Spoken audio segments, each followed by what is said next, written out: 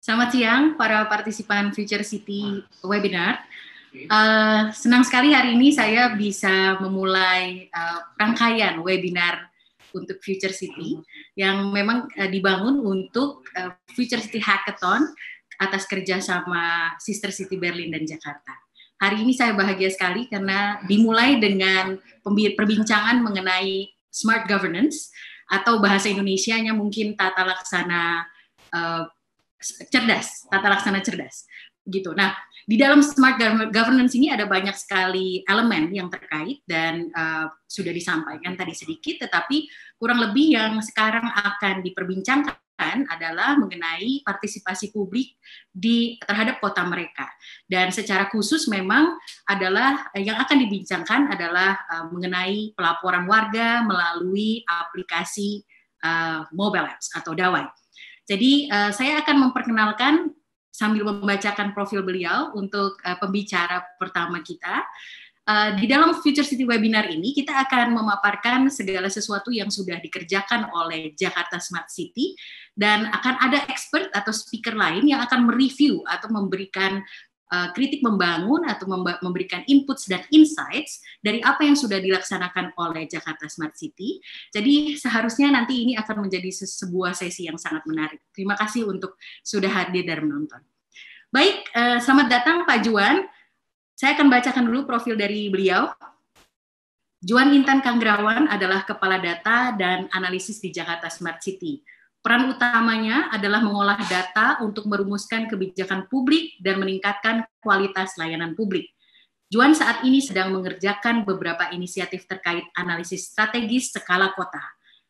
Beliau secara aktif menganalisis data perkotaan yang kompleks, beragam dan menarik setiap hari, dari pengaduan atau aspirasi warga, data transportasi, COVID-19, CCTV, data pajak, cuaca banjir sungai, pemanfaatan subsidi, harga komoditas pangan, dan lain-lain. Beliau juga mengembangkan dan menyelaraskan kerangka kerja kemitraan strategis antara Jakarta Smart City dengan lembaga pemerintah lainnya, perusahaan bisnis, lembaga penelitian, dan universitas. Kepada Pak Juan Kanggrawan, dipersilakan. Oke, baik. Terima kasih sekali lagi untuk kesempatannya. Boleh konfirmasi, saya diberikan waktu berapa lama? 15-20 menit mungkin ya, Bu Tilma ya? Kurang lebih ya. Oke, baik. Terima kasih. Mungkin saya presentasinya sifatnya untuk ini ya, memicu saja, begitu ya. Nanti yang share slides-nya dari saya atau dari host di sini? Kalau boleh konfirmasi. Akan dari host, Pak. Dari host ya, oke. Baik, kalau begitu mungkin bisa langsung saja sambil ditampilkan slide-nya. Ya, terima kasih. Nanti kalau saya bilang next, baru bisa dilanjutkan ke slide berikutnya. Sekali lagi saya menyambut kepada seluruh peserta ya, terutama ya, dan juga audiens di sini yang mengikuti webinar pada siang hari ini. Semoga ini bisa bermanfaat dan sekali lagi bisa mendapatkan pengertian yang lebih mendalam terkait smart governance, gitu, terutama dalam konteks Pemprov DKI dan yang juga sedang dikerjakan oleh Jakarta Smart City. Saya sendiri lebih bergerak di bidang data seperti yang sudah disebutkan, tetapi dari sana saya akan memberikan berbagai sudut pandang terkait COVID-19 dan juga terkait governance, begitu ya. Jadi tentu harapannya dalam webinar ini adalah terkait juga dengan program Hackathon Future City yang sedang dijalankan. Tentu saya tahu juga ada mungkin peserta-peserta di sini yang mungkin dari publik ya, yang tidak juga mengikuti Hackathon, tapi mungkin saya ingin sudut pandang saya atau penjelasan fokus saya lebih ke arah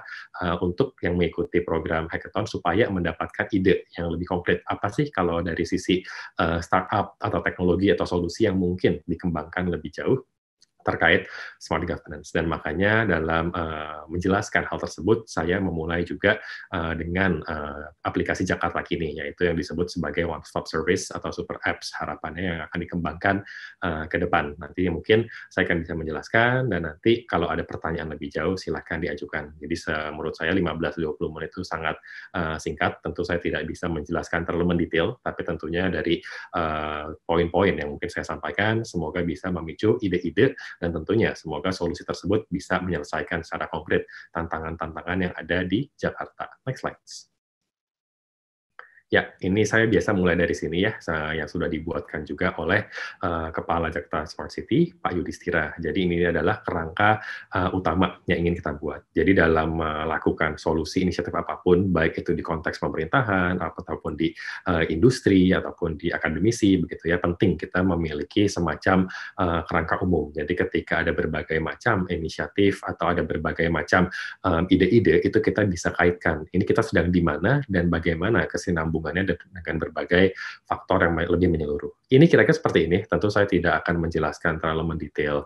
Jadi, secara tujuan utama sebetulnya ingin supaya kota itu lebih inovatif dan warganya itu lebih sejahtera, lebih bahagia. Itu tentunya yang sedang kita coba garap juga, dan dari sana makanya ada prinsip-prinsip Smart City. Ini mungkin saya singgung sedikit ya. Jadi ada mengenai mobile first, data driven, begitu, digital experience, dan juga smart collaboration. Inilah prinsip-prinsip Smart City di mana pengembangannya nanti inisiatif-inisiatif juga berlandaskan prinsip ini. Kami juga sadar bahwa ada berbagai macam kajian akademis yang sudah lebih matang terkait Smart City ya, misalkan mengenai smart branding, smart people, smart economy, dan sebagainya. Dan makanya dalam hari ini kita akan fokus terhadap smart governance. Jadi nanti mungkin di sesi-sesi berikutnya akan ada penjabaran lebih jauh mengenai pilar-pilar yang lain. Nah, saya harap rekan-rekan dari startup atau yang juga mengikuti hackathon di sini bisa mendapatkan ide begitu ya mengenai pilar-pilar Smart City ini. Dan tentu saya sadar juga kadang pilar-pilar ini ada keterkaitan begitu ya. Jadi semoga dari rangkaian webinar-webinar yang ada itu bisa memberikan gambaran yang lebih menyeluruh. Kondisi Jakarta sudah seperti apa, dan juga apa yang sudah dikerjakan sejauh ini, dan kira-kira gap-nya atau blind spot-nya apa. Nah, itu yang kami harap tentunya itu yang bisa dikerjakan dan digarap lebih jauh oleh rekan-rekan peserta startup di sini, sehingga solusinya bisa lebih integratif. Next. Ya, ini kira-kira yang ingin saya sampaikan mengenai Jaki. Jadi kalau kami di Jakarta Smart City ada tim IT development yang mengembangkan Jaki ya, aplikasi ini, dan juga saya sendiri sangat kerap menganalisa data-data transaksional dan juga data-data pola-pola dari aplikasi Jaki. Begitu. Nah, jadi secara konsep mungkin teman-teman atau rekan-rekan di sini sudah familiar begitu ya dari peserta webinar ini, bahwa cukup banyak ya super apps yang sudah beredar di pasaran, baik itu dalam lingkup global maupun dalam konteks nasional. Di Indonesia ada unicorn dan sebagainya. Saya mungkin tidak perlu sebutkan nama satu persatu.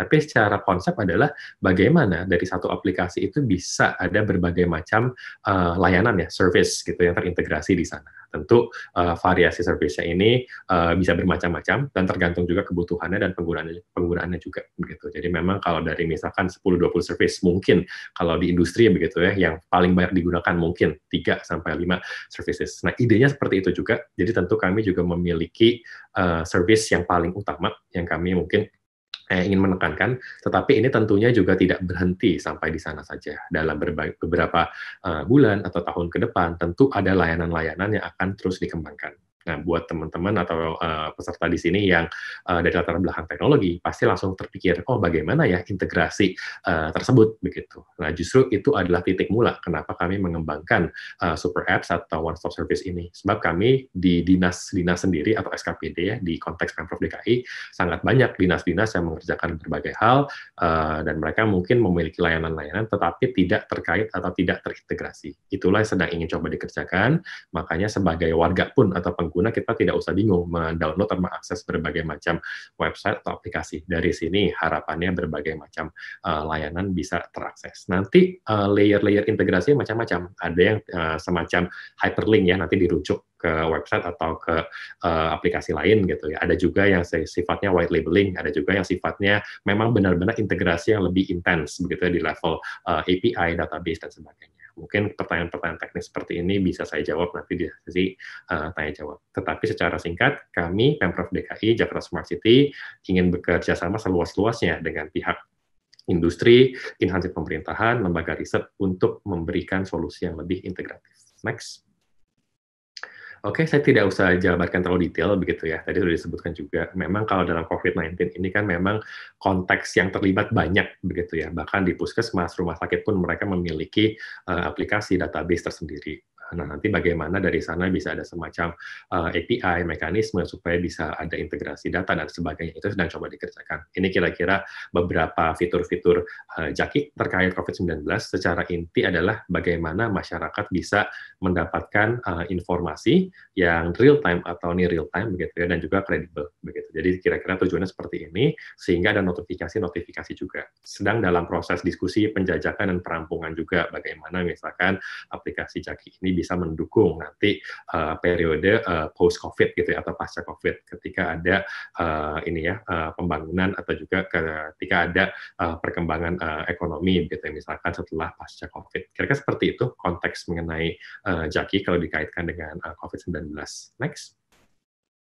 Nah, ini 2 slide terakhir saya. Nanti mungkin saya akan ambil waktu lebih banyak di slide yang terakhir supaya bisa memberikan pemaparan lebih jelas terkait aspek governance-nya. Nah, kalau Jaki sendiri sudah bisa di-download di Play Store dan App Store, dan itu di bawah itu sudah ada beberapa gambar ya yang bisa menjelaskan lebih detail apa sih yang kita bisa kerjakan di Jaki, begitu ya, bisa melihat berita, begitu, pemantauan kualitas udara, begitu, bisa juga ada terkait pelaporan atau aduan. Nah, ini yang mungkin nanti cukup sering ditanyakan dan yang mungkin akan bisa akan bisa ditanyakan lebih jauh dan saya akan bisa dijelaskan lebih jauh juga.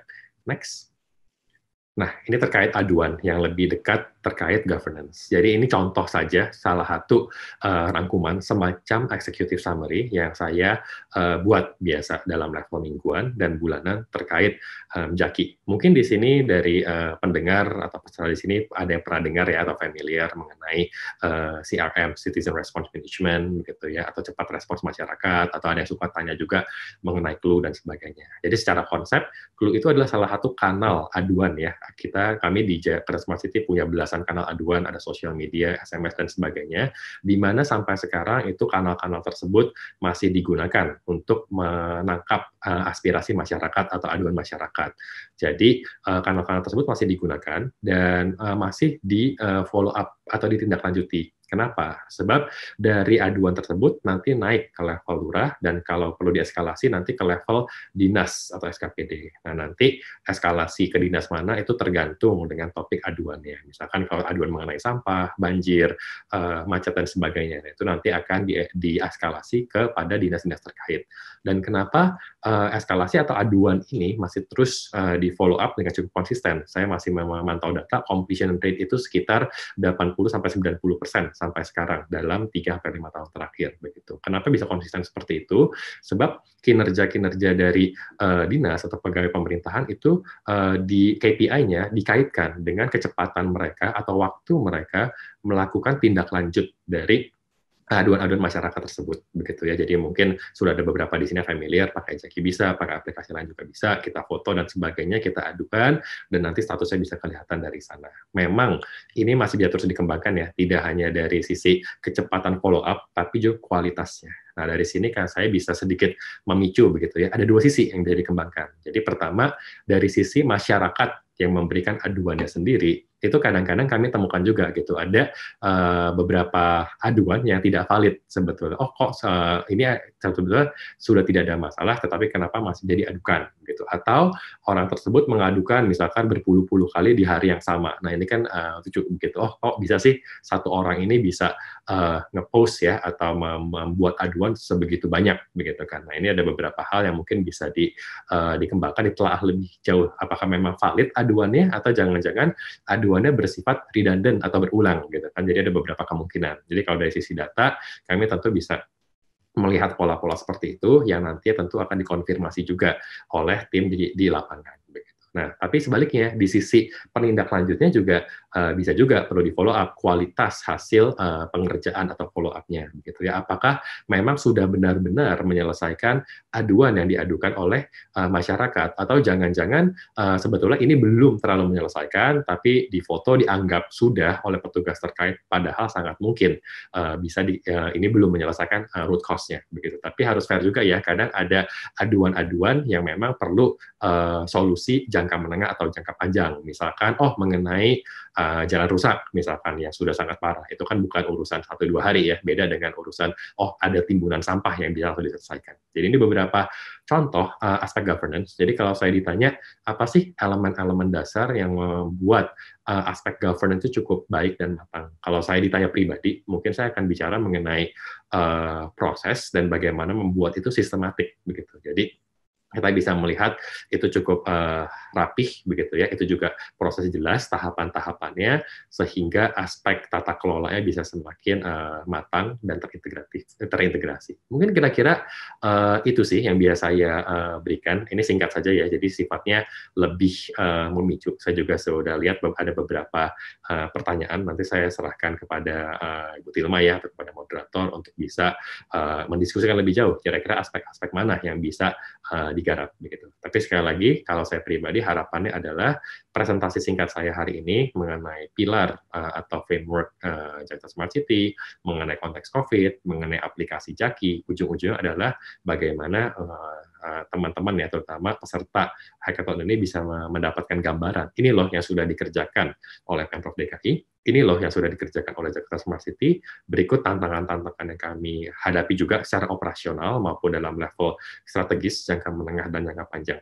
Dan saya harap dari materi saya hari ini bisa memicu juga ya untuk rekan-rekan peserta untuk mengembangkan solusi yang bisa berguna ya dan secara konkret berkontribusi terhadap Kota Jakarta. Mungkin itu saja presentasi singkat saya pada siang hari ini, 15-20 menit. Nanti mungkin kalau ada pertanyaan lebih mendetail, saya bisa jawab di sesi tanya jawab. Terima kasih Bu Tilma.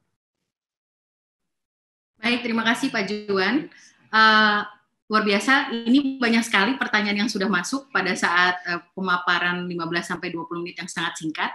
Tapi kalau boleh saya rangkumkan sedikit, ada beberapa keyword yang disampaikan oleh Pak Juan, yaitu real time, lalu ada kualitas, artinya pelaporan yang berkualitas, dan juga proses dan sistematik. Nah, ini mungkin keyword yang mungkin kita bisa belajar dari aplikasi yang dikembangkan oleh Ibu Agita. Saya akan memperkenalkan speaker selanjutnya. Ibu, sebaiknya nggak cocok ya kalau dipanggil Ibu ya. Saya sampaikan aja, Agita Pasaribu, terima kasih sudah meluangkan waktu. Saya akan membacakan sedikit profil dari beliau. Agita Pasaribu saat ini adalah pendiri aplikasi Bully ID yang menggabungkan prinsip-prinsip psikologi dan hukum untuk secara proaktif mengidentifikasi intimidasi dunia maya atau yang lebih dikenal dengan cyberbullying dengan analisis kecerdasan artifisial. Dikenal sebagai aktivis perlindungan anak secara online dan analis kebijakan penindasan dunia maya atau cyberbullying, Agita telah mengadvokasi kebijakan progresif di berbagai forum diplomatik dan internasional yang juga mempromosikan tujuan pembangunan berkelanjutan PBB atau UN SDG.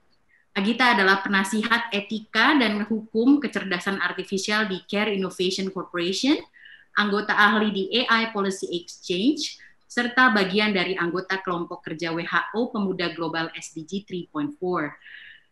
Untuk kelompok utama PBB, mengenai isu anak-anak dan remaja, serta menerima penghargaan kepemimpinan strategis global tahun lalu ya, 2019, untuk kategori social cause dari Universitas Media dan Seni AAFT dan Top 10 Asia and STAR Panel. Kepada Agita dipersilakan. Terima kasih banyak Mbak Tilma atas introduction-nya. Saya juga ucapkan terima kasih kepada Jakarta Smart City. Selamat siang, Assalamualaikum warahmatullahi wabarakatuh. Yang saya hormati Bapak Juan, juga dengan para hadirin yang sudah hadir pada kesempatan siang hari ini. Terima kasih sebelumnya sudah memberikan platform kepada kita dari sini Bully Indonesia untuk sharing pada siang hari ini mengenai platform apa sih sebenarnya Bully di Indonesia itu.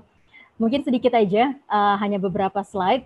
Bully Indonesia kita mulai sebenarnya dari tahun lalu dengan tujuan adalah memberikan integrasi. Jadi sama halnya dengan juga prinsipnya Jaki, mengintegrate, kita juga mengintegrasi antara dua, yaitu psikologi dengan hukum dari prinsipal dari hukum itu sendiri. Kenapa kita merasa ini penting? Karena untuk hal-hal yang berkaitan dengan kekerasan untuk perempuan ataupun anak, hal-hal yang berkaitan dengan cyberbullying atau bullying atau dengan kasus-kasus yang lagi sedang marak kita terima juga mengenai revenge porn, hal ini bukan hanya mengenai bagian hukumnya aja, tapi juga emotional support yang harus kita dukung dari sisi victim.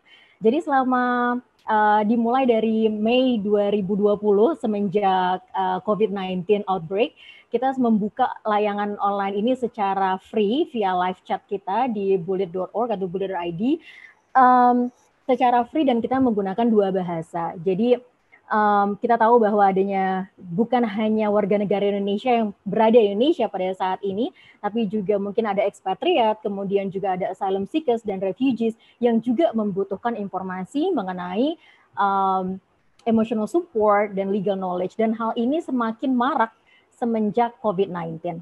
Yang bukan hanya mengenai hal-hal mengenai cyberbullying yang kita terima, nanti mungkin kita akan bahas juga di beberapa slide saya setelah ini, tapi juga COVID-19 overwhelm gitu ya. Jadi banyak sekali yang datang ke kita sebetulnya merasa bahwa dia overwhelmed dan ada unsur-unsur mental health symptom di situ. Jadi saya rasa ketika kita bicara mengenai smart governance, smart city, obviously end goal-nya dan outcomes-nya adalah happy people. So mental health is one of the most important aspect in here. Jadi boleh next? Ya. Nah, ini saya mungkin paparkan sedikit aja apa yang sudah terjadi dalam kurun waktu beberapa bulan setelah selama COVID-19. Jadi ada 94% victim dari online harassment ketika working from home yang memang mendapatkan verbal harassment, baik itu abuse of power dari atasannya, dari kolegnya, dan verbal harassment ini banyak macamnya. Baik itu mereka mendapatkannya dari social media, kemudian dari WhatsApp, email, atau dari platform internal dari kantor. Dan 94% ini adalah orang yang mengalami dan tidak berani untuk melaporkan ke HR.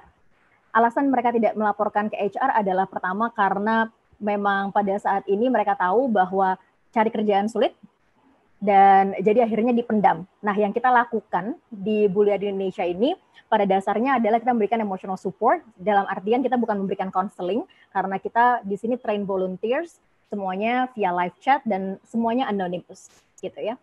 Nah, di sini juga seiring dengan kenaikannya online harassment ketika work from home, kita juga melihat nih data dari KPPA ada 300% kenaikan mengenai online abuse gitu. Nah, di sini yang banyak kita terima adalah revenge porn gitu. Mungkin nanti masalah revenge porn adalah masalah ketika adanya threat untuk menyebarluaskan data-data privasi seseorang ketika mungkin berada pada hubungan relationship seperti itu. Dan ini juga sama halnya dengan 3.000 kasus dan lebih mungkin sampai sekarang mengenai child abuse dan domestic violence di sini. Adanya intimate partner violence. Negara kita adalah negara yang sangat diverse dengan sisi religions dan culture-nya. Jadi memang masalah abuse di dalam rumah tangga atau domestic violence ini masih sangat minim awareness-nya. Orang melihat abuse adalah hal-hal yang private. Jadi kenapa kita di sini menggabungkan antara emotional support dan legal? Karena kita ingin memberikan awareness yang lebih banyak kepada masyarakat bahwa ada legal consequences dari apapun yang mereka lakukan. Misalkan seperti domestic violence yang sudah diatur di Undang-Undang PDKRT. Domestic violence yang apakah ketika tetangganya melihat tapi tidak berani melapor, apakah sebenarnya bisa melapor? Bisa, dan itu sudah di-encourage dari KUHP kita, Undang-Undang PDKRT kita gitu. Nah, jadi ini yang masih minim awareness-nya, makanya kita hadir di sini untuk bukan hanya memberikan support secara mental, tapi juga memberikan informasi sehingga orang juga mudah-mudahan bisa aware dengan apa yang bisa dan tidak bisa dilakukan. Nah, ini mungkin sedikit aja mengenai beberapa case-case yang udah banyak kita terima. Banyak juga yang datang cuman aduh bosen nih gitu. Jadi banyak yang bored cuman di rumah karena nggak bisa keluar gitu. Tapi kita yang pastinya di sini tidak bisa menolak apa yang datang. Jadi kita di website kita sudah ada information emergency numbers, kita juga ada website dari WHO, website dari penanganan Jakarta COVID-19 juga seperti itu. Jadi kita semua link di situ di mana ketika ada orang yang menanyakan apakah bisa dapat test kit di Jakarta Selatan atau apa gitu. Jadi selalu kita link kepada informasi-informasi yang berkaitan dengan ini. Boleh next? Nah, ini sedikit dengan apa yang kita lakukan, seperti yang tadi saya sudah sampaikan, kita berbasis live chat, emotional support dan legal support. Dalam hari ini kita memberikan psychology first aid, di mana adalah sense of presence ya. Jadi kita bukan memberikan counseling dan semuanya anonymous. Kita tidak mengambil satupun data privasi. Kalau memang dari pendatang yang ada konsennya untuk memberikan informasi, jelas kita terima dan kita akan eskalasi. Kita akan bantu untuk eskalasi hal tersebut ke lembaga-lembaga yang bisa membantu, misalkan seperti TEPSA Kemensos, Kemen PPA, seperti itu. Dan juga ada Jakarta Aman yang juga kita tahu ada Jak Aman, ada kekerasan, dan untuk anak juga, itu juga salah satu yang sudah kita informasikan. Nah, di sini selain mental health dan legal, kita juga membantu untuk tech support dan intervention. Tech support dalam artian ketika ada online grooming yang sekarang juga marak, anak-anak makin banyak menghabiskan waktu di rumah dan makin banyak strangers dan online predators yang juga bekerja dari rumah. Jadi mereka kebanyakan dari anak-anak itu juga, dan mungkin orang tua kurangnya ada pengetahuan mengenai digital parenting juga. Dan mungkin sibuk juga bekerja dari rumah, makanya banyak juga anak-anak yang bisa berkecengkrama dengan langsung dengan strangers yang diminta untuk memperlihatkan bagian-bagian intim dari tubuhnya, dan ini kan nantinya akan dijual di dark web, kemudian juga di berbagai website-website dewasa seperti itu. Nah, di sini makanya kita berikan tech support, di mana sebetulnya ada ada button-button di dalam Instagram atau Facebook yang sudah diberikan oleh platformnya sendiri untuk mereport, memblok, atau merestricted account. Nah, ini masih juga banyak warga yang tidak tahu sebenarnya bagaimana untuk melakukannya. Jadi itu juga yang kita lakukan, bagaimana untuk screenshot, kemudian untuk melaporkan kemana, apa saja keterangan yang bisa diberikan kalau memang mau lapor ke polisi, seperti itu. Di samping itu, sama kita memberikan education resources, seperti webinar, kemudian juga press dan blog juga ada di situ. Dan yang terakhir ini volunteering dan partnership. Nah, volunteering yang kita lakukan adalah referring dengan kebijakan yang sudah dikeluarkan oleh Kementerian Pendidikan Indonesia mengenai kampus merdeka, bahwa tahu banyaknya sekarang mungkin dari mahasiswa dan mahasiswi yang tidak bisa melakukan KKN atau internship secara langsung, makanya kami membuat internship virtual scheme, di mana teman-teman dari Fakultas Hukum dan Fakultas Psikologi yang sudah di semester akhir, apabila memang mereka tidak memiliki kesempatan untuk melakukan internship dan memenuhi standar SKS-nya, maka dari universitas dan kami bisa menyediakan layanan ini untuk internship. Jadi simbiosis mutualisme gitu. Boleh next? Oke, nah ini sedikit apa yang pasti di website kita juga sudah ada live chat, anonymous dan confidential, di mana kita tidak memberikan data tanpa adanya consent dari visitor ya. Gitu. Oke, boleh next lagi. Ini kenapa kita merasa bahwa keberadaan kita penting dan kita juga berharap bisa mendapatkan banyak support dari berbagai stakeholder juga, karena kita sampai saat ini masih melakukan semuanya sendiri dan volunteer semua. Kita merasa bahwa kita bisa membreaking stigma of mental health. Adanya stigma mental health yang mana pertama adalah malu untuk datang ke counseling, atau mungkin kedua masalah biaya. COVID-19 sekarang kita punya limitasi untuk bisa keluar gitu ya. Jadi kita memberikan semuanya via online. Dan juga kita memberikan semua free, jadi banyak orang yang bilang bahwa konsultasi ke psikolog mahal. Jadi kita memberikan ini secara cuma-cuma. Kedua, kita mau improve emotional resilience. Jadi sebagai platform yang memberikan psychology first aid, bukan counseling, kita mencoba untuk memberikan sense of seperti stoicism. Kalau mungkin pernah dengar stoicism itu dalam teori psikologi, bahwa yang bisa kita kontrol adalah diri kita sendiri. Jadi hal ini sangat penting sekali untuk teenagers. Dari tahun lalu ada 15,6 juta orang yang memang melaporkan bahwa merasakan depresi, tapi hanya 8% yang basically pergi untuk konseling gitu. Jadi ini sangat penting sekali, karena biasanya orang yang merasa dia dibully, di cyberbully, atau merasakan ada kekerasan, mereka cenderung untuk diam dan tidak meminta bantuan gitu. Nah, selanjutnya ada distributing equal access dalam artian untuk support gitu. Kita tahu bahwa limitation COVID-19 ini menyebabkan kita nggak bisa berpergian atau sulit untuk bercengkrama dengan orang keluar gitu. Jadi kita memberikan ini semuanya via online. Mudah-mudahan semua orang yang at least mempunyai internet network, mereka bisa akses gitu. Next-nya ya reduce vulnerability, kemudian increase awareness dengan legal consequences yang ada. Jadi apapun yang mereka tahu, kebanyakan orang yang melakukan kejahatan via online, mereka merasakan less guilty karena mereka tidak melihat korbannya dan mereka biasanya menggunakan fake account atau anonymous gitu ya. Jadi mereka tidak merasakan adanya oh ini seperti yang mereka lakukan pencurian misalnya di hal yang langsung gitu. Dan mudah-mudahan kita juga bisa meminimize hidden danger dari cyberbullying yang paling parah adalah suicidal thought atau suicidal attempt. Gitu. Boleh next?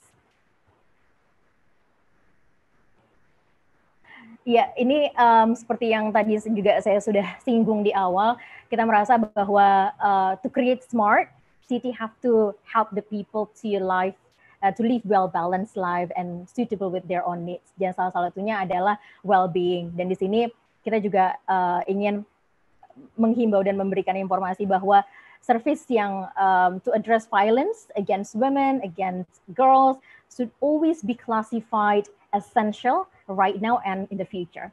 Jadi mudah-mudahan kita di sini juga bisa ketemu banyak kerjasama untuk bisa membangun lebih banyak lagi pengaduan-pengaduan yang berbau dengan kekerasan dan women dan girls gitu ya, dan bisa kita bantu dengan bersama-sama juga. Next. Nah ini what's next. Jadi kita sudah melihat dari apa yang masuk laporan-laporan ke kita, dan ini adalah observasi yang kita lihat bahwa di Indonesia masih sampai saat ini masih belum ada revenge porn help center, di mana ketika konten sudah disebar, blog dan report itu tidak immediate langsung harus di take down dari Facebook atau dari Instagram. Ya, ketika diminta untuk take down dan konten masih ada di situ, bisa jadi orang sudah melihat, sudah men-save, dan obviously itu bukan hal yang susah untuk mereka mungkin bisa sharing itu ke banyak orang. Nah, Revenge Porn Help Center ini mudah-mudahan adalah satu fitur yang ingin kita tampilkan, mudah-mudahan nanti akan ketemu kerjasamanya. Revenge Porn Help Center ini kita mau kerjasama dengan semua social media company, di mana supaya ketika kita tahu ada algoritma sendiri dari Facebook atau Instagram, tapi juga ada content moderator dan mungkin dibutuhkan juga bantuan dari NGO atau dari organisasi seperti kita di sini untuk bisa membantu ketika ada laporan, karena banyak laporan dari yang masuk ke kita tapi kita helpless karena kita nggak bisa membantu untuk men-take down kontennya. Yang kita bisa bantu hanya jangan lupa untuk di-report, jangan lupa untuk di-block. But we don't have the ability to take down and help the victim gitu. Nah, yang kedua adalah AI integrated untuk self-screening intimate partner violence.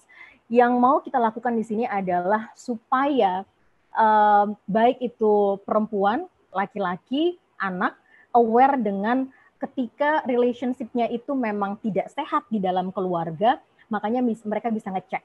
Gitu. Jadi self-screening ini nantinya akan kita hubungkan atau integrate dengan artificial intelligence dan online gitu ya, secara cuma-cuma juga, di mana orang bisa seperti quiz. Jadi kita akan nanya apakah pernah merasakan ditampar atau disakiti di rumah, yes or no. Jadi hasil dari jawaban mereka itu nanti kita akan bisa memberikan analisis bahwa relationship mereka mungkin tidak baik seperti itu, dan ada indikasi domestic violence atau intimate partner violence yang kita bisa langsung berikan informasi bagaimana mereka untuk bisa mengeskalasi hal tersebut. Dan saya rasa ini sangat penting mengingat banyaknya kasus yang datang ke kita yang masih menganggap bahwa abusive is a private thing gitu. Oke, next. Saya rasa mungkin ini terakhir. Iya, itu aja dari saya. Terima kasih sekali atas kesempatannya. Kalau ada pertanyaan silakan diajukan. Nanti mudah-mudahan bisa dijawab bareng juga. Terima kasih. Baik, terima kasih Agita. Menarik sekali.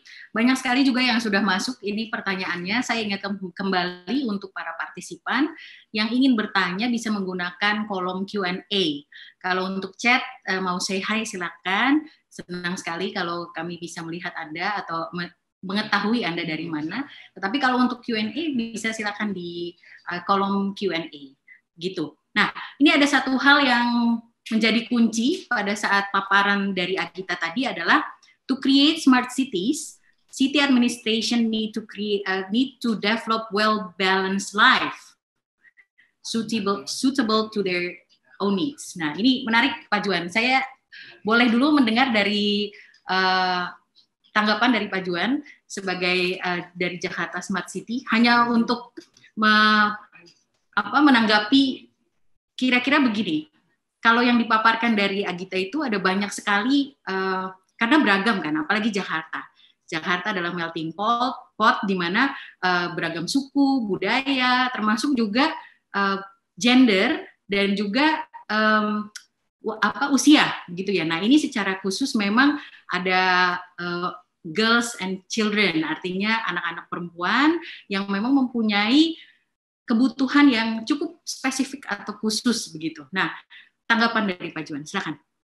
Oke, terima kasih untuk pertanyaan dan juga pemaparannya ya. Tentu ini bisa menjadi masukan atau pertimbangan yang baik juga untuk Jakarta Smart City dan Pemprov DKI. Tadi sambil saya lihat-lihat juga ya di fitur Q&A ada beberapa pertanyaan terkait, mungkin jadi saya agak singgung juga ya. Jadi ada pertanyaan misalkan, bagaimana ada demografi masyarakat yang belum terlalu tersentuh atau fasih menggunakan teknologi. Jadi kalau saya agak rangkum atau angkat pertanyaannya, ini adalah lebih mengarah kepada ada segmen-segmen masyarakat yang mungkin sebelumnya belum terlalu diperhatikan dan bagaimana Jakarta Smart City atau Pemprov DKI bisa menanggapi hal ini. Jadi memang saya rasa pembelajaran seperti ini tidak hanya di konteks Jakarta atau Indonesia ya, negara-negara lain pun bahkan yang relatif maju pun masih juga cukup memikirkan atau bergumul gitu, atau masih ya ada sedikit banyak hal-hal yang perlu diusahakan dalam memberikan solusi terhadap hal ini. Sama seperti di Jakarta juga. Jadi ya paling sederhana adalah ya bagaimana segmen-segmen masyarakat ini juga bisa diperhatikan dan masuk dalam prioritas kalau bisa yang dalam level strategis begitu. Contoh misalkan bagaimana mengenai perempuan atau anak-anak begitu. Sejauh ini kan mungkin kalau di konteks Indonesia ya lebih sering dengar dari misalkan lembaga sosial, HAM dan sebagainya begitu, kita bisa mendengarkan hal itu. Tapi dari sisi pemerintah pun itu juga perlu mendapat perhatian begitu, sebab yang namanya masyarakat begitu Indonesia, Jakarta gitu, ada segmen-segmen masyarakat yang juga punya suara ya dan kontribusi. Saya rasa ya dalam hal ini perempuan dan anak-anak juga memiliki peran dan bagian, dan itu perlu didengarkan begitu kan ya. Dan juga misalkan saya ambil contoh lain mengenai disabilitas begitu ya, itu sudah cukup lama sebetulnya, tetapi baru dalam beberapa bulan atau tahun terakhir ini ada layanan-layanan yang bisa lebih mengakomodasi mereka, misalkan dengan beberapa perusahaan startup tertentu begitu. Jadi memang saya rasa tidak mudah ya untuk memberikan solusi yang langsung, menyuarakan sesuatu hal, begitu. Tapi bagaimana itu bisa sama-sama dikaji, dilihat dampaknya, dan masuk dalam program-program yang diprioritaskan oleh pemerintah. Saya rasa sama-sama dari dua sisi pun perlu tanda kutip kesabaran ya, dan juga perlu perencanaan yang bertahap dalam menanggapi hal itu. Kemudian tadi sedikit menyinggung juga, misalkan ada segmen masyarakat yang di luar tidak terlalu terjangkau oleh teknologi begitu kan ya. Dan ini memang kalau dilihat dalam cakupan global pun ini salah satu bentuk kritik begitu terhadap smart city. Saya rasa kritik konstruktif begitu ya. Jadi ketika kita bicara mengenai teknologi, ya tentu pasti ada juga kalangan-kalangan yang tidak terlalu tersentuh. Nah, ini bagaimana responsnya? Jadi ini ada macam-macam gitu. Jadi kalau dari Pemprov DKI atau Jakarta Smart City, kami ingin ada program-program pembelajaran digital misalkan. Jadi untuk bisa empower atau bisa menguatkan, mencakup mereka yang belum terlalu terjangkau oleh teknologi. Ada juga dengan perusahaan-perusahaan tertentu untuk menyediakan misalkan akses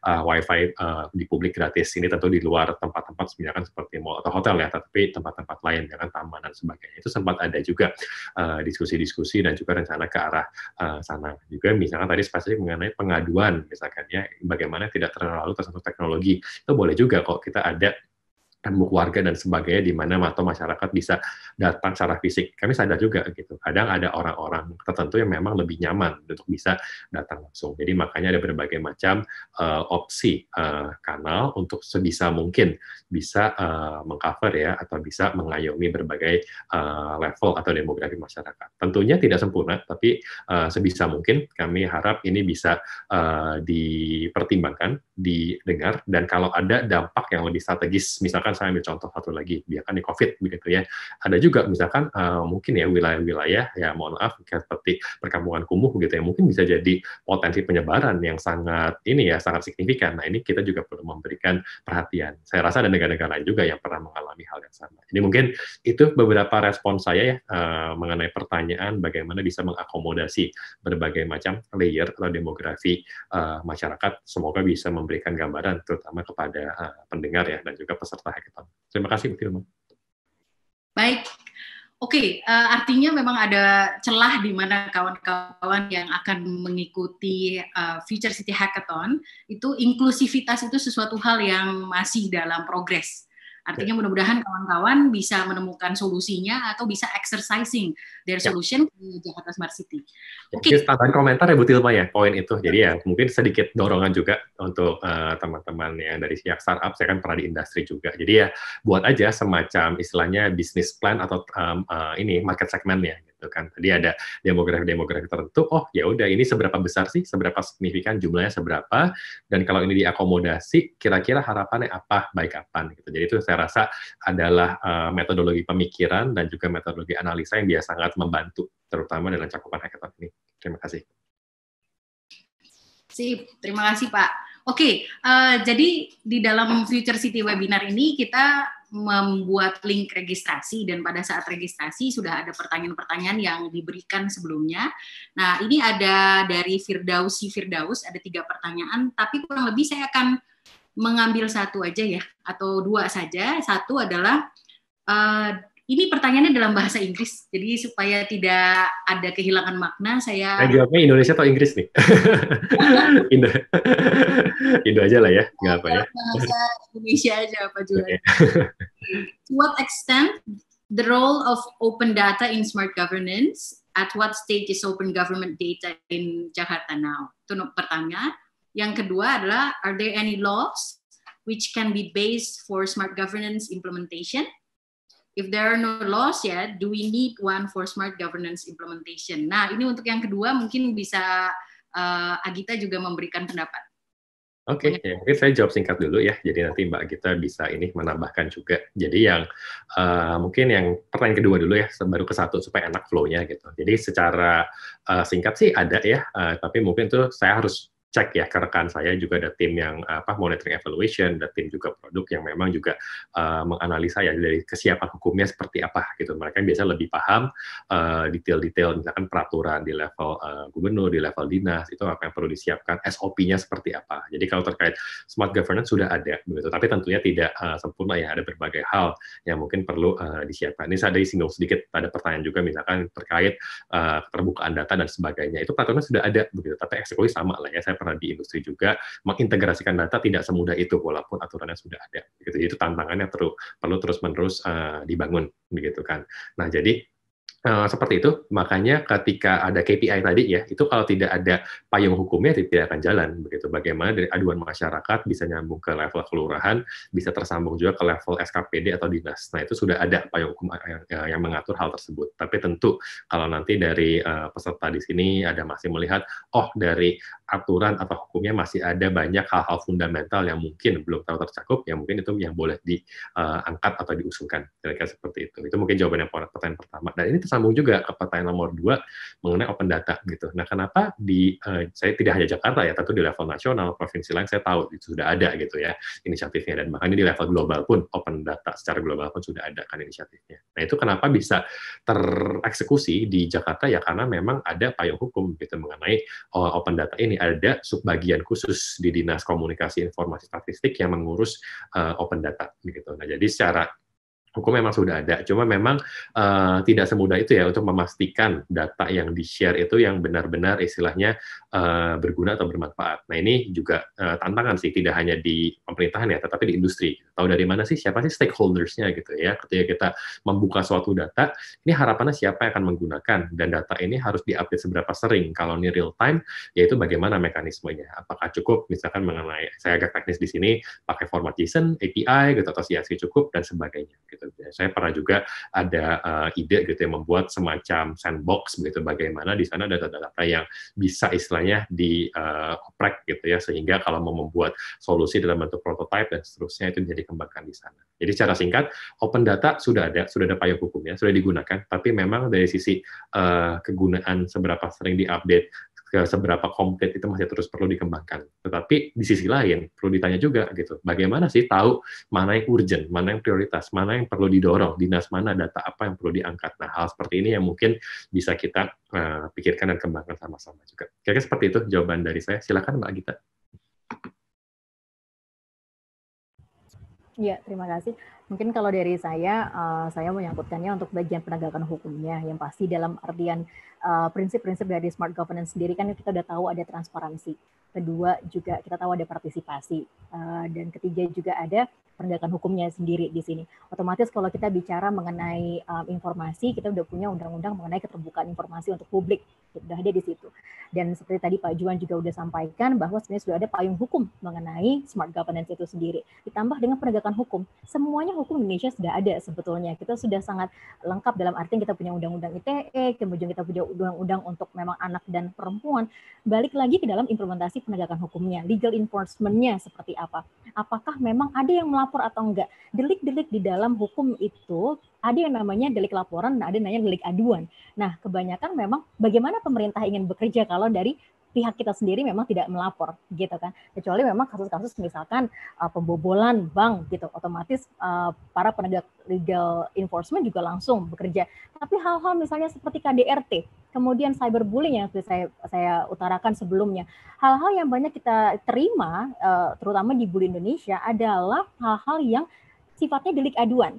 Jadi ketika tidak ada laporan, makanya pemerintah tidak akan bisa melakukan apa-apa karena tidak ada korbannya. Nah, memang seperti itulah undang-undang kita seperti itu, dan makanya partisipasi warga di sini sangat penting sekali, dan saya rasa dengan adanya platform Jaki, dengan ada Jak Aman, dengan yang pasti kita memudahkan sekarang kita sebagai citizen untuk bisa melaporkan apa yang kejadian, tinggal selama kita punya internet dan punya device-nya otomatis seperti itu. Jadi saya rasa payung hukum Indonesia sudah cukup lengkap dalam mengakomodir prinsip-prinsip dari smart governance, tinggal bagaimana kita semua bisa mengintegrasikan dan berkolaborasi dengan baik.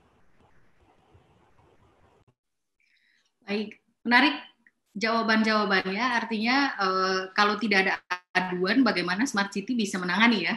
Itu mungkin kunciannya, dan saya rasa memang persiapan dari Smart City Jakarta memang sudah cukup lengkap karena sudah ada 6 pilar yang nanti secara simultan, secara berkala, minggu ini kita akan bicara. Besok kita akan bicara mengenai smart people, dan saya rasa agak sedikit berhubungan dengan ini. Jadi terima kasih sekali lagi untuk pertanyaan tadi yang sudah dijawab. Sekarang saya akan membacakan pertanyaan kedua dari yang sudah mengirimkan sebelumnya di link registrasi, Bapak Basuki Setiawan. Pertanyaannya adalah bagaimana kesiapan infrastruktur pelayanan publik ditingkatkan melalui skema digital. Bagaimana infrastruktur publik bagaimana kesiapan infrastruktur pelayanan publik ditingkatkan melalui skema digital? Ada yang mau menjawab dulu? Mungkin Pak Juan dulu, silakan Pak. Nggak masalah, ini pertanyaannya jujur aja sih, saya agak bingung, dalam arti cukup luas ya aspeknya, dan sudut pandang cara menjawabnya juga bisa banyak begitu. Jadi mengenai infrastruktur dikaitkan dengan layanan digital begitu kan. Dimana ini kan sangat berkaitan satu sama lain, dalam arti ketika ada infrastruktur yang baik itu teknologi maupun infrastruktur lain gitu, baru layanan-layanan digitalnya bisa lebih jalan begitu. Dan sebaliknya, ketika layanan-layanan digital sudah lebih banyak, ada masukan, bisa melihat datanya secara real time dan sebagainya, itu juga bisa menjadi masukan begitu ya dalam mengembangkan infrastruktur tersebut begitu. Mungkin saya agak kurang menangkap jujur saja pertanyaannya mau ke arah mana nih saya menjawabnya, tapi saya mungkin untuk kepentingan atau konteks istilahnya startup ya atau peserta hackathon, mungkin saya coba memberikan semacam dorongan dan berbagai kondisi konkret begitu. Mungkin salah satu yang biasa saya ambil contoh misalkan karena ada berbagai hal administrasi ya, misalkan terkait ya pengadaan, procurement dan sebagainya gitu. Nah itu mungkin model misalkan cloud system gitu ya yang bisa lebih scalable, jadi lebih di-adjust gitu. Nah itu bisa ada sedikit tantangan tersendiri mungkin terkait administrasi begitu. Nah jadi ada hal seperti ini, bagaimana harusnya infrastruktur digital yang harusnya kalau sekarang kan ada berbagai macam produk cloud ya yang bisa lebih fleksibel, agile, cepat dan sebagainya. Nah ini bisa menjadi tantangan tersendiri begitu. Tapi di saat yang sama, bagaimana suatu layanan digital bisa memberikan masukan begitu terhadap infrastruktur ya misalkan terkait pakai Jaki gitu ya atau dari berbagai website atau aplikasi digital yang lain gitu ya di Jakarta itu bisa tahu gitu oh ternyata ada perencanaan daerah terkait infrastruktur tertentu atau bangunan tertentu atau jalan tertentu atau bahkan terkait telekomunikasi yang bisa ditingkatkan begitu. Nah, jadi di sini bisa saya rasa bisa saling mempengaruhi, saling interaktif gitu dari dua elemen ini. Nah, kalau dari sisi startup, saya rasa ya sebagai startup atau sebagai peserta ya kita kan tidak bisa membangun langsung infrastruktur di Jakarta, baik itu yang misalkan seperti bangunan ataupun telekomunikasi dan sebagainya itu kan wewenangnya pemerintah. Begitu. Tapi bagaimana dari pihak startup sendiri bisa melihat apa sih yang sudah ada gitu, apa sih yang bisa digunakan dan kalau ada gap-nya itu di mana yang kritikal. Nah, jadi gap infrastruktur ini yang mungkin bisa diangkat begitu. Dan mungkin kalau ada saat-saat yang bisa memberikan semacam solusi terkait itu ya saya juga terbuka. Tapi tentunya saya rasa yang menjadi key player atau pemeran yang lebih yang lebih signifikan tentu dalam hal ini untuk mengembangkan infrastruktur adalah pemerintah begitu. Tapi kami terbuka juga kalau misalkan sepertinya infrastruktur digitalnya perlu diarahkan ke arah seperti ini karena assessment kami seperti ini, solusi kami seperti ini. Nah, itu bisa juga begitu. Jadi saya sendiri pernah mendengar berbagai macam solusi infrastruktur baik itu terkait digitalisasi, terkait air, terkait pengelolaan sampah dan sebagainya. Mungkin saya coba jawab ke arah ini. Saya tidak tahu apakah benar-benar bisa memuaskan pertanyaan dari yang bertanya ya, tapi saya coba ini untuk kepentingan dari seluruh peserta dan juga dari startup-startup juga ya yang ikut dalam program hackathon ini. Terima kasih. Baik, makasih Pak Juan. Oke, kita lanjut ke pertanyaan selanjutnya. Ini ada pertanyaan yang baru saja masuk di Q&A, menarik sekali, ini mungkin untuk kedua belah pihak, dan juga terkait untuk mobile app sama masing-masing ya, kurang lebih satu Jaki dan dari Bully ID. Mengenai ketersediaan data, bagaimana secara, misalnya ini pertanyaannya untuk Bully ID dan ini mungkin juga untuk Jaki ya, bagaimana mengembangkan sistem berbasis AI untuk permasalahan ini, bagaimana menyiasati ketersediaan data, begitu kurang lebih ini. Saya rasa menarik untuk dibahas. Bisa dari Agita duluan, silakan. Baik, ya terima kasih nih yang bertanya. Jadi untuk dalam hal misalkan seperti yang kita lakukan di sini Bully ID, ada dua faktor yang pastinya kita lakukan. Yang pertama adalah apakah data yang kita masukkan harus pertama comply dengan prinsip dari psikologi, yang kedua juga harus comply dengan prinsip dari hukum, gitu ya. Nah ini adalah yang pasti PR untuk kita gitu karena dengan menggabungkan dua ini dalam artian NLP kita harus bisa atau natural language processing yang mana dalam membuat artificial intelligence dan bagaimana supaya mesin kita ini bisa memberikan analisis yang baik adalah dengan cara memasukkan data-data yang memang relevan.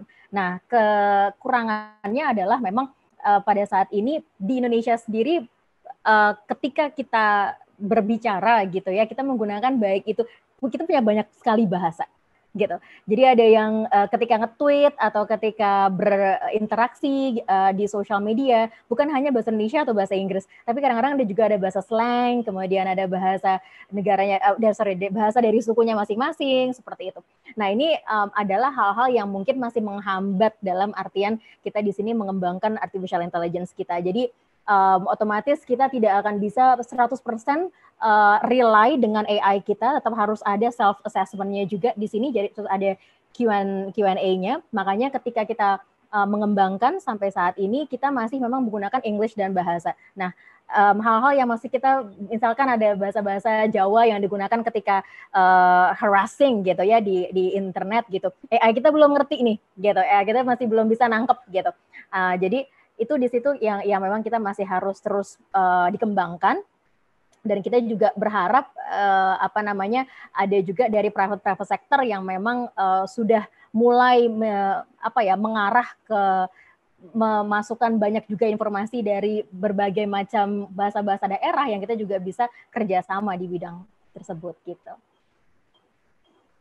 Oke, mengenai ketersediaan data, Pak Juan?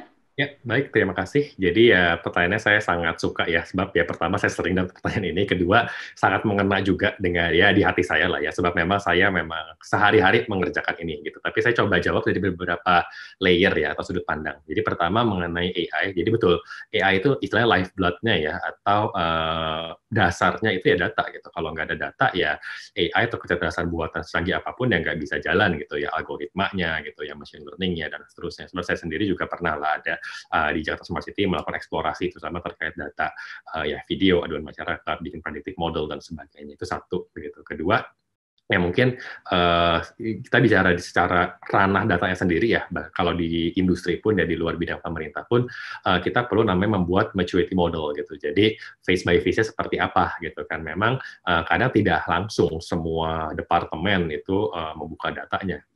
Sistem yang digunakan di masing-masing departemen pun berbeda-beda gitu. Sama dengan di Jakarta juga setiap SKPD dan seterusnya itu bagaimana kita bisa mengintegrasikan itu. Pasti tidak langsung semuanya, tapi kita perlu membuat semacam strategic framework gitu ya. Jadi mana nih yang kita perlu dahulukan, kenapa gitu, nanti alignment-nya atau kesinambungannya misalkan dengan rencana umum, kalau perusahaan ya rencana umum perusahaan atau dari C-level gitu ya. Kalau di Jakarta nasional ya dari entah presiden atau gubernur gitu. Karena itu bagaimana kita bisa mengaitkan. Baru dari sana kita bisa mulai kira-kira data apa yang dibutuhkan, siapa yang sudah lebih siap dan seterusnya. Nah, sekarang contoh konkret kalau di Jakarta sendiri ya memang Jaki ini ideal kalau bisa dapat data semakin banyak dari kependudukan, dari aduan masyarakat, air gitu ya, sampah, lingkungan dan sebagainya akan semakin kaya dan layanan yang diberikan juga akan semakin banyak begitu kan. Tapi ya balik lagi gitu. Prioritasnya apa gitu? Apakah langsung semua dinas kita ajakkan? Enggak gitu kan. Jadi pertama kebutuhan masyarakat yang paling urgent apa gitu kan. Kedua dari sisi gubernur dan tim gubernur ingin memberikan arah strategis ke arah seperti apa begitu kan ya. Baru ketiga kita lihat kesiapan dari masing-masing dinas atau SKPD seperti apa begitu kan ya. Kesiapan dan juga kesiapannya bisa dari sisi teknis ya, sistemnya sudah ada atau belum, atau kultural yang lebih misalkan lebih open mind gitu, yang lebih istilah kolaboratif ya, lebih terbiasa membuka datanya dan dari sana kita bisa membuat atau mengembangkan layanan yang lebih matang dan lebih baik. Jadi ini beberapa layer sih yang biasa saya berikan. Saya cukup bersyukur, terutama dalam konteks COVID ini kan ini suatu problem statement ya atau konteks yang sangat real gitu. Oh, kita perlu memecahkan permasalahan terkait COVID baik itu di sisi kesehatan, ekonomi, lalu lintas dan sebagainya. Dan ya ada sisi baiknya dari COVID ini adalah semakin banyak dinas-dinas yang akhirnya semakin terbuka dalam memberikan datanya. Harapannya sih beranjak dari sini akhirnya layanan-layanan Jaki juga bisa terus dikembangkan. Mungkin itu sih beberapa komentar saya terkait keterbukaan data, integrasi data, dan bagaimana ini bisa digunakan untuk pengembangan Jaki. Terima kasih. Baik, terima kasih Pak Juan. Oke, saya akan menggunakan, ini sudah pukul 14.02 ya, kan kita punya waktu sangat singkat, tapi saya akan menggunakan waktu ini untuk menanyakan pertanyaan-pertanyaan yang cukup relevan dengan rencana hackathon kita, dan setelah pertanyaan ini kita akan dengarkan dari Agita mengenai kritik konstruktif atau insights dari beliau mengenai Jaki dan kurang lebih apa yang bisa di-develop lagi, mungkin ada ide-ide atau inisiatif yang dari Agita sudah pernah kira-kira ada di dalam benak tapi belum pernah bagaimana menjadikannya begitu, itu bisa disampaikan setelah pertanyaan ini. Dari Pak Hotma Silalahi, terima kasih pertanyaannya. Kapan semua data antar dinas, ini khusus untuk Pak Juan nih, kapan semua data antar dinas di DKI terintegrasi? Sudah berapa jauh pelaksanaan integrasi datanya? Smart City, Oke, itu sih pertanyaannya. Katanya Smart City itu sebenarnya kuncinya adalah integrasi dari database. Gitu. Silakan Pak Juan. Ya, saya sudah baca juga sih pertanyaannya. Jadi makanya tadi beberapa hal sudah saya singgung juga. Jadi mungkin tambahan singkatnya adalah, saya rasa pertanyaan kapan semua terintegrasi, bahkan di suatu industri itu pun juga tidak semua ya departemen itu terintegrasi. Biasa kita perlu pikirkan istilahnya yang data strategis ini apa sih yang dibutuhkan begitu, dan dari sana baru kita ambil atau turunkan data-datanya begitu kan. Jadi mungkin sedikit konteks, di Jakarta sendiri ada sekitar, kalau mau hitung sampai level istilahnya yang kecil-kecil begitu ya, bahkan level wilayah itu mungkin bisa sekitar 200 sampai 300 dinas begitu kan, tidak mungkin langsung semuanya kita ajak begitu. Jadi biasa yang saya akan usulkan adalah ya sudah, kita mau mulai dari mana nih? Misalkan kita mau membuat dashboard untuk city, melihat kondisi kota dan juga untuk tim gubernur. Oh, datanya sekian, kita tahu misalkan ada 8 aspek begitu ya, misalkan transportasi, mengenai air, mengenai udara, aduan masyarakat dan sebagainya. Baru kita mulai dari sana begitu. Jadi kalau saya ditanya kapan semuanya terintegrasi, ya menurut saya sih ini ada suatu proses yang berlangsung terus-menerus ya, tidak ada istilah titik akhirnya begitu. Sebab nanti ada data yang terus dihasilkan, ada sistem-sistem baru, dan itu akan perlu terus berlangsung begitu. Tentu kita tahu juga mungkin dari yang bertanya ya tidak segampang itu juga ya mengintegrasikan berbagai data. Tapi saya bisa berikan contoh konkret, ada beberapa dinas misalkan yang sudah cukup terintegrasi gitu ya data-datanya. Misalkan seperti dinas perhubungan terkait data-data transportasi begitu. Nah, juga misalkan dinas lingkungan hidup mengenai kualitas udara itu udah via API dan seterusnya gitu. Karena terakhir ini terkait COVID misalkan bantuan sosial ada dari dinas kependudukan yang memberikan data-datanya begitu. Jadi kalau saya ditanya, mungkin saya akan memberikannya biasa jawaban saya adalah kerangka strategisnya apa, juga kebijakan dan juga dashboard yang mau dikerjakan, dikembangkan itu seperti apa, baru saya akan ada checklistnya. Saya ada juga kok, ini data-data mana yang masih kurang, mana yang masih belum, kira-kira seperti itu. Jadi untuk sekarang saya rasa City Dashboard-nya sudah ada begitu kan ya, tapi tentu masih jadi dikembangkan gitu. Jadi aspek-aspek seperti pendidikan, ekonomi, begitu, transportasi, kependudukan itu sudah ada begitu. Mungkin yang bisa saya berikan jawabannya, tetapi ya ini saya rasa adalah pembelajaran ya sebagai suatu instansi atau organisasi bagaimana terbiasa membuat keputusan berbasiskan data. Itu bahkan di level industri pun itu adalah suatu urusan yang bisa jangka waktu 3, 5, sampai 10 tahun. Gitu. Saya rasa di Indonesia sendiri, baik itu level nasional maupun level provinsi di DKI Jakarta, ya kita juga perlu terus mengembangkan, begitu, baik dari sisi kapasitas teknis, kultur, juga dari sisi kapasitas sumber dayanya untuk bisa semakin membuat keputusan yang semakin tajam dan konkret berbasiskan data. Dan kalau ada pertanyaan mengenai Smart City sendiri, itu indikatornya banyak begitu ya. Jadi saya rasa tidak perlu dari sisi saya subjektif menceritakan di mana sih Jakarta Smart City itu. Itu ada berbagai macam ranking Smart City, baik itu di level dari lembaga riset di Eropa, Eden Institute, atau di level industri seperti McKinsey dan sebagainya. Itu ada beberapa ranking yang bisa dilihat langsung, kira-kira Jakarta ada di mana, dan dia itu indikator seperti apa, baiknya seperti apa, kurangnya seperti apa, itu mungkin bisa dilihat sendiri di sana. Terima kasih. Baik, terima kasih jawabannya. Sebelum kita dengar kritik membangun, kurang lebih gitu, insights dari Agita mengenai Jaki dan keseluruhan smart governance, saya mau apresiasi dulu kepada semua yang sudah mengirimkan pertanyaan di Q&A, dan juga ada dari Pak Edwin Timotius ya, ini yang menyampaikan semoga bisa diterapkan secara nasional. Ada juga dari Kadek Kadek Alamsta yang menyampaikan bahwa apakah bisa ke kota lain. Diaminkan saja ya, mungkin ya itu ya jawabannya ya.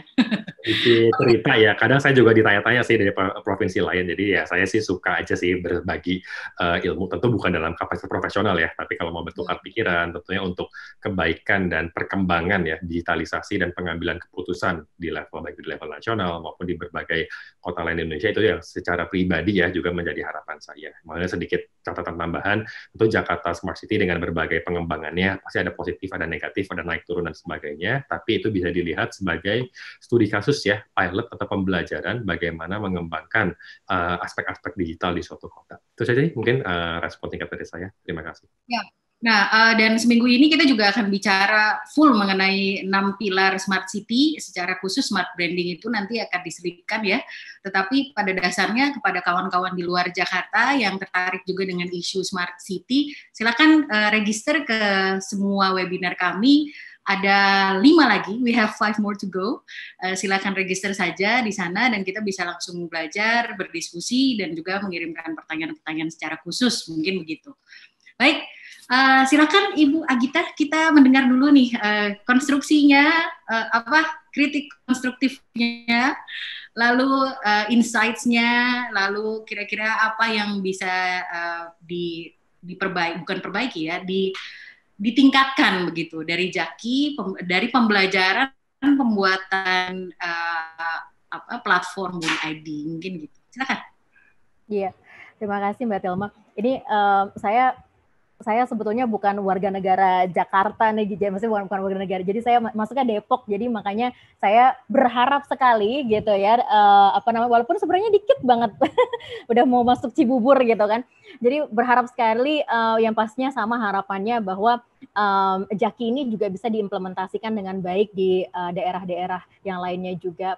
Dan walaupun saya melihat Jaki di sini sudah sangat kompak sekali, di mana ada COVID-19-nya di situ, juga ada memang untuk Jak Aman, terus juga bahkan kita tahu untuk mengecek harga maksudnya harga pasar seperti itu. Dan menurut saya ini juga sudah sangat kompak sekali dalam berbagai perspektif gitu. Mungkin seperti tadi sebetulnya Pak Juan juga sudah menyinggung dari awal, tapi menurut saya kalau misalkan dari segi perspektifnya user friendly gitu Pak, kalau bisa mungkin satu login untuk semua gitu, karena dengan adanya integrasi dengan semuanya mungkin saya kurang bisa memberikan informasi mengenai API dan lain-lainnya, tapi dengan kita harus ngedownload beberapa aplikasi itu sebenarnya kurang efisien sepertinya gitu ya. Dan mungkin yang saya concern di sini adalah kalau kita bicara kayak kekerasan, saya tahu ada bagian Jak Aman itu ketika kita press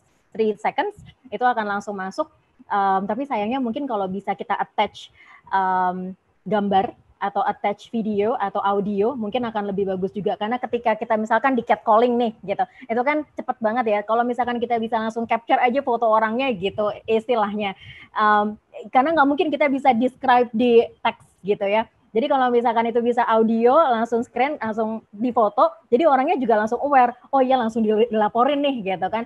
Nah supaya catcalling itu juga adalah salah satu hal yang sangat mengganggu sebagai perempuan, dan sering ada rapat juga di daerah Sudirman, dan itu kalau misalkan lagi jalan di tengah-tengah, walaupun pakai baju tertutup rapi gitu, tetap aja masih ada. Nah itu jadi saya rasa mungkin ini bisa menjadi salah satu masukan selain dari integrasi, kemudian juga kedua adalah dari pemasukan audio, kemudian video atau foto seperti itu untuk bagian Jak Aman. Yang satu lainnya mungkin adalah mengenai ini Pak Juan, kalau misalkan memang bisa ada maksudnya kita tahu ada tahun 2018 143 juta orang saya nggak tahu berapa di Jakarta, tapi di Indonesia yang masih belum terpapar oleh internet gitu. Saya nggak tahu ada berapa juta orang di Indonesia di Jakarta yang belum punya. Tapi dengan kita punya Jaki, apakah visible gitu? Kalau misalkan memang ada cara lain ketika orang juga bisa mereport tanpa harus bisa misalkan terakses dengan internet atau harus install smartphone, karena mungkin ada orang yang memiliki handphone tapi handphonenya belum smartphone dan masih belum bisa untuk download ini di Apple Store atau di Google Play. Makanya mungkin kita bisa juga melihat apa yang dilakukan oleh ITU dan WHO ketika untuk memberikan informasi mengenai COVID-19 ini. WHO udah sangat bagus sekali dengan memberikan informasi dengan chatbot via WhatsApp bekerja sama, dan ITU dan WHO bekerja sama untuk memberikan ini dari SMS. gitu. Jadi informasi ke SSS di mana semua informasi mengenai dan pastinya bekerja sama dengan beberapa kementerian di negaranya juga gitu ya. Mungkin ini juga bisa yang kita adopsi juga untuk Jaki. Bagaimana untuk pelaporan ini bukan hanya dari sisi smartphone gitu ya, dari satu platform, tapi juga mungkin bisa web based atau bisa via SMS atau telepon, dan bisa semuanya integrasi seperti itu. Mungkin dari saya cukup sekian aja. Terima kasih. Boleh saya respons, Bu Tilma, singkat aja? Langsung Pak, silakan Pak. Terima kasih ya, terima kasih Mbak Gita ya untuk masukan-masukan yang konstruktif. Saya rasa ini bisa menjadi masukan ya, tidak hanya untuk saya dan tim ya, tetapi juga untuk yang mengembangkan Jaki, terutama dari tim IT Development di Jakarta Smart City. Terutama tadi poin yang pertama sekali ya mengenai login, itu saya rasa sangat valid, yang itu sedang kami coba pikirkan juga. Ini tidak hanya loginnya ya, tetapi bagaimana bisa memberikan pengalaman atau experience yang seamless gitu ya. Jadi dari berbagai macam entah akun atau aplikasi yang ada gitu, itu bagaimana bisa user tuh semakin mudah gitu, tidak usah maintain misalkan berbagai macam entah password atau detail atau aplikasi dan sebagainya. Itu sedang dikembangkan juga, termasuk platform yang digunakan. Nanti kalau di dalamnya ada berbagai layanan atau kaitan ke aplikasi-aplikasi lain, itu semoga bisa semakin ya seamless gitu ya dalam pengembangan ke depannya. Saya rasa sangat valid masukan-masukannya. Ini juga bisa menjadi pembelajaran dan pertimbangan dari kami, terutama tim yang mengembangkan Jaki, dan bagaimana ini bisa juga dikaitkan dengan berbagai layanan ya dari dinas atau SKPD lain di Pemprov DKI. Mungkin itu tanggapan singkat dari saya. Terima kasih. Baik, terima kasih. Sayangnya kita 15 menit terakhir. Saya mau mendengar ini kalau bisa dibilang adlib atau promo ya. Tapi promo dari para pakar. Pertanyaannya adalah mengapa para tekis di Indonesia harus ikutan Future City Hackathon? Nah, nggak seperti biasa kan, biasanya ditanya last statement ya. Ini bukan last, karena saya pikir ini akan ada kolaborasi lanjutan mungkin. Nah, oke, silakan dari Agita dulu, mengapa para tekis di Indonesia harus ikutan Future City Hackathon? Mungkin itu bisa disampaikan pandangannya, silakan. Satu hal yang menurut saya adalah sebagai citizen, ya, kalau kita memang salah satu prinsipnya, dan saya rasa adalah prinsip partisipasi itu adalah paling penting. Dari semua unsur-unsur dari smart governance, tanpa adanya partisipasi dari warganya sendiri, pemerintah tidak akan bisa bekerja sendirian gitu. Jadi dengan adanya hackathon ini gitu, kita bukan mungkin yang biasanya kita cuap-cuap di social media complaining gitu kan. Dan ini adalah saat yang benar gitu. Ini adalah saat yang benar untuk kita bisa cuap-cuap memberikan solusi gitu, kemudian juga bisa langsung dapat grants-nya juga untuk terimplementasi. Jadi dan langsung bisa mungkin mendapatkan banyak masukan dari pihak pemerintahnya sendiri juga gitu. Jadi maksud saya salah satu yang mungkin bisa mengencourage juga semua yang tekis-tekis di luar sana untuk ikutan hackathon adalah ini adalah salah satu jalan kita untuk melihat Jakarta dan Indonesia lebih maju lagi. Gitu. Terima kasih. Nah, ini untuk Pak Juan, Pak. Silakan, Pak. Oke, baik. Mungkin saya pakai cerita personal yang singkat aja ya, gitu ya. Jadi saya pribadi itu orang yang sangat senang gitu, ikut-ikutan hackathon, bootcamp gitu ya. Ini bahkan sejak ya 2014, 2015 saya ikutan dan bahkan ikut menyelenggarakan. Ya, sorry, kenapa Bu Tilma? Nah, kita juga salah satunya ya, yang suka...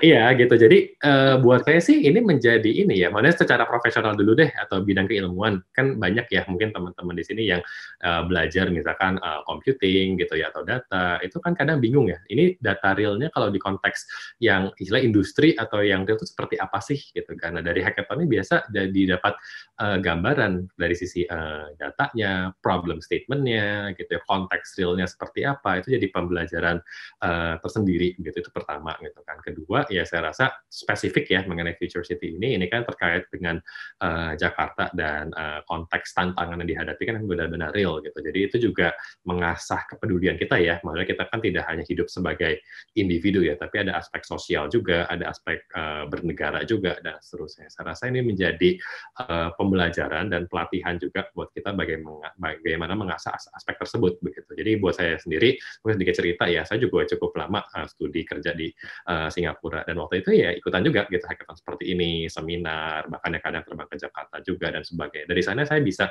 mendapatkan gambaran lebih detail, lebih utuh, lebih konkret mengenai apa sih yang sudah terjadi gitu ya di Indonesia, di Jakarta, dan kira-kira gap-gapnya yang masih besar apa sih begitu, dan bagaimana ya saya ini bisa berkontribusi ke sana gitu. Kadang kan saya kerap tuh dapat pertanyaan terutama diaspora Indonesia ya, kalau di luar negeri, saya kalau mau balik ke Indonesia mau ngapain ya, bingung gitu kan ya. Ya udah, mana justru dari event-event seperti ini gitu, itu ada proses sebagai jembatan atau fase transisi gitu, bagaimana kita bisa memberikan kontribusi lebih jauh. Tentu memang saya berikan catatan, kontribusi tidak harus langsung kembali ke Indonesia ya, kita di luar pun bisa begitu. Tapi kan setiap orang ada fase hidup, ada fase kontribusinya masing-masing gitu. Mungkin buat saya sekarang saya di Smart City gitu kan ya, nanti kita lihat perkembangannya ke depan seperti apa yang saya bisa kontribusikan lebih jauh. Tapi saya pernah juga di posisi sebelumnya seperti mungkin ya teman-teman rekan-rekan di sini ya, sebagai startup atau sebagai peserta atau sebagai orang di kampus gitu ya, yang juga ingin tahu gitu, ingin belajar dan sebagainya. Mungkin ya cerita singkat saya ini mungkin bisa jadi semacam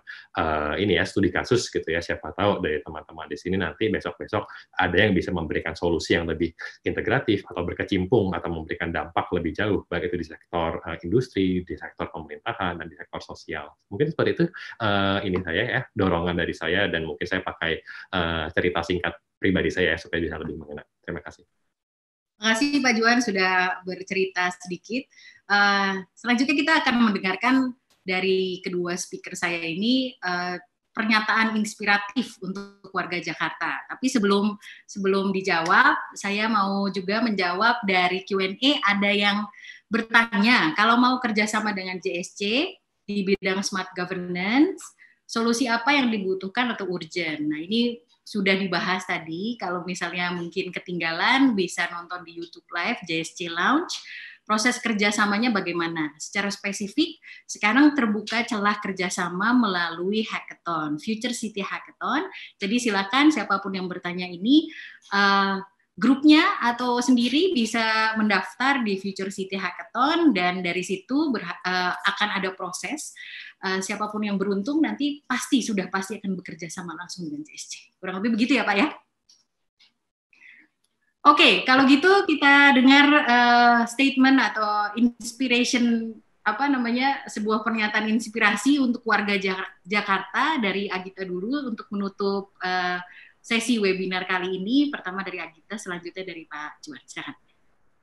Nah, Mbak Thelma, mungkin dari saya singkat aja kali ya, karena saya rasa di konteks yang sekarang ini kita tahu dengan coronavirus, apalagi dengan COVID-19 seperti ini, segala aspek kehidupan itu berubah gitu ya. Dalam artian ekonomi, kemudian bagaimana cara kita berinteraksi, lifestyle kita otomatis berubah. Makanya mungkin kalau misalkan masih ada orang yang menganggap memandang skeptikal dengan online, kemudian juga teknologi dan hal-hal yang berbau dengan social media. Bahkan kita pada siang hari ini juga bisa berkumpul kan karena ada internet dan platform online seperti itu. Jadi dengan adanya hackathon ini dan mungkin dengan adanya makin banyak partisipasi ya dari semua peserta, kemudian juga atau citizen, dalam artian bagaimana caranya kita supaya berkolaborasi itu sangat penting sekali gitu. Karena misalnya saya di sini mungkin saya mengerti sedikit banyak mengenai hal-hal yang berkaitan dengan kekerasan, tapi saya bukan coming dari IT background gitu ya. Jadi saya rasa ini adalah kesempatan kita untuk memang berkolaborasi secara baik gitu ya dengan semua citizen, dengan semua participants, dan bahkan dari different stakeholder, bukan hanya dari government gitu, bukan hanya dari NGO, tapi juga dari secara kita individu sebagai warga, kemudian dari pemerintah, dari private sector juga sangat-sangat penting kolaborasinya gitu. Jadi mudah-mudahan dengan adanya kesempatan kali ini, dan mungkin banyak juga teman-teman yang nanti akan join hackathon-nya juga, kita makin bisa menimbulkan lebih banyak inspirasi dan inovasi yang bagus juga untuk Jakarta, dan Jakarta adalah face dari Indonesia. Jadi bersama-samalah kita membangun Jakarta kita supaya Indonesia juga lebih baik di mata mancanegara. Gitu aja. Terima kasih. Terima kasih. Pak Juan, silakan, your turn.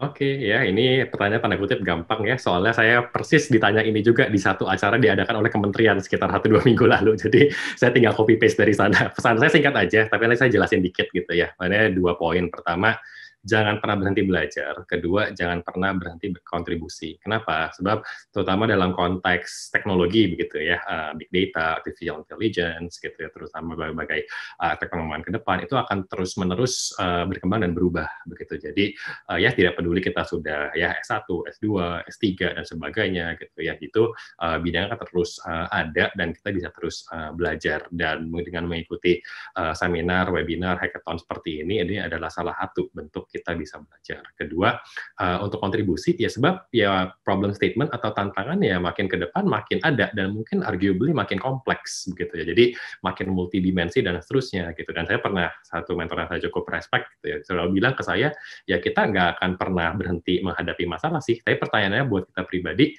problem statement yang kita hadapi ini makin lama makin signifikan nggak sih? Makin valuable nggak? Makin bagus nggak sih? Gitu. Nah itu yang mungkin teman-teman, rekan-rekan bisa coba tanya dulu ya, juga ke diri masing-masing gitu, yang kita sudah hadapi ini permasalahannya apa sih? Jangan-jangan dari 5-10 tahun lalu sama itu aja gitu kan, atau jangan-jangan kita udah berkembang gitu, sehingga permasalahan dan solusi yang kita berikan juga makin terus dikembangkan ya. Jadi itu saja. Jadi pesan saya singkat, semoga bisa juga menjadi dorongan ya untuk semua, tidak hanya bagi peserta hackathon, tapi bagi yang mendengarkan ya, jangan pernah berhenti belajar, jangan pernah berhenti berkontribusi. Terima kasih.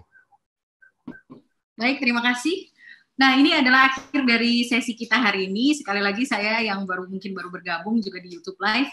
Selama seminggu ini ada 4 lagi webinar yang akan disampaikan, dan itu akan berdiskusi mengenai beberapa pilar-pilar dari untuk akan ada 5 lagi yang akan disampaikan, jadi ada 6 ya. Dan itu akan bercerita atau mendiskusikan mengenai pilar-pilar yang ada di Smart City Jakarta. Begitu. Jadi silakan dicek, lalu register di website-nya Future City Jakarta, dan juga mengingatkan untuk kawan-kawan yang akan submit atau akan berpartisipasi di Future City Hackathon, silakan datang ke website-nya dari Future City, futurecity.jakarta.go.id. Nah, di situ ada semua informasinya, dan saya mau merangkum dari hasil diskusi ini. Ada hal yang menarik yang disampaikan pada saat bertanya mengenai apa landasan hukumnya mengenai smart governance gitu, dan disampaikan oleh Agita bahwa konsep atau foundation atau basis dari smart governance itu adalah transparansi dan partisipasi gitu. Nah, ini menurut saya yang bisa jadi takeaway untuk kawan-kawan untuk mempelajari secara lebih khusus. Dan yang menarik adalah pada saat mendengar dari statement atau pernyataan inspirasi dari masing-masing speaker saya, ada satu kata kunci yang menjadi mudah-mudahan membuka atau menggugah kawan-kawan untuk bisa menjadi smart citizen, yaitu kontribusi. Jadi transparansi, partisipasi, dan kontribusi. Saya pikir bagaimana merangkai atau menjadikan kontribusi itu sesuatu hal yang betul-betul memberikan impact atau memberikan manfaat, itu sesuatu hal yang menurut saya yang bisa dirangkum dari perbincangan hari ini. Baik, terima kasih sekali lagi kepada Agita dan Pak Juan. Terima kasih. Sukses untuk Bully ID dan juga sukses Pak untuk Jakinya Pak. Dan terima kasih kawan-kawan, sampai jumpa di webinar selanjutnya. Selamat siang. Terima kasih banyak, selamat siang.